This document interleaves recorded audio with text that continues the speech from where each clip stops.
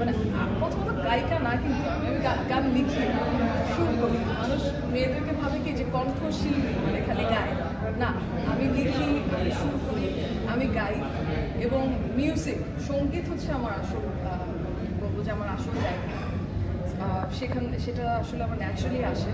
এবং অ্যাক্টিংটা আলহামদুলিল্লাহ সবাই পছন্দ করেছে।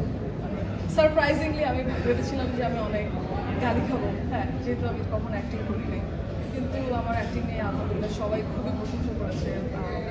চঞ্চল ভাই, ফারুকি ভাই, এভরিওয়ান যারা ছিল, যারা দেখেছে কাজটা, ইভেন মেহজাবিন আপু, সবাই আমাকে অনেক অ্যাপ্রিসিয়েট করেছে।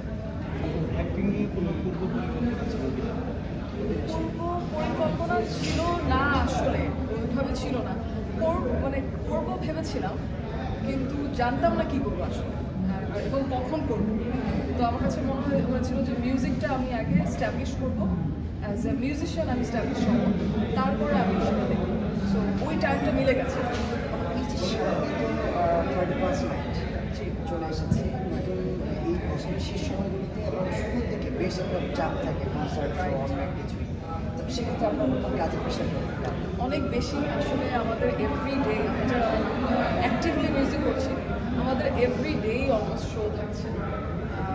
হয়তো মানুষের কথা বলছে খালি পাবলিক শোগুলো নিয়ে, কিন্তু তার সাথে সাথেও আমরা অনেক শো করছি। এবং পাবলিক শোগুলোতে তো হচ্ছেই, কিন্তু অনেক বড় করে হচ্ছে শো। আমি কালকেও ছিলাম টিপিএল শো, সো অনেক বেশি ব্যস্ত শো। আচ্ছা, আরেকটা বিষয় তো কষ্ট করে পাকিস্তানের জনপ্রিয় শিল্পী রাহাত ফতেহ এখানে এসেছিল, সেখানে আপনি পারফর্ম করেছেন। ওনার সঙ্গে কোনো কথা হয়েছে কিনা, বাংলাদেশ সম্পর্কে ওনার ধারণা কেমন, এবং বাংলাদেশকে নিয়ে আপনি ওনাকে কী ধারণা দিতে পেরেছেন জানতে পারেন? আনফর্চুনেটলি দেখা করতে পারি নাই, কারণ আমি পারফর্ম করে চলে যেতে হয়েছিল আমার একটা কমিটমেন্টের জন্য। কিন্তু ওনাকে তো অবশ্যই পছন্দ করি অ্যাজ অ্যান আর্টিস্ট।